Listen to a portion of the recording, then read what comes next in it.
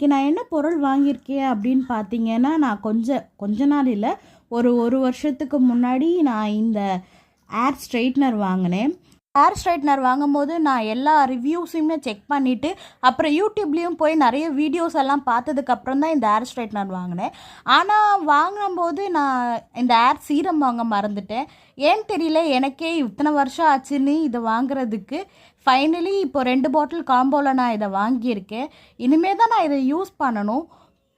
நான் இது வரைக்கும் ஏர் சீரம்னு ஒன்று யூஸ் பண்ணதே கிடையாது. யூஸ் பண்ணால் என்ன ஆகும் ஏதாகும்னு கூட எனக்கு தெரியாது. பட் இந்த ஏர் ஸ்ட்ரைட்னர் இப்போ எனக்கு தேவைப்படுறதுனால நான் இப்போ இதை வாங்கியிருக்கேன். இதோட ப்ரைஸும் 180 சம்திங் என்னவோ தான் வந்துச்சு. நான் இங்கே அட்டாச் பண்ணுறேன், நீங்கள் அதை பார்த்துக்கோங்க. இதுவும் கம்பெனி இதுவும் நல்ல ரிவ்யூஸ் எல்லாம் பார்த்து தான் நான் வாங்கியிருக்கேன். இனிமே தான் யூஸ் பண்ணணும், இனிமே தான் ஏர் ஸ்ட்ரைட்னும் பண்ணணும்.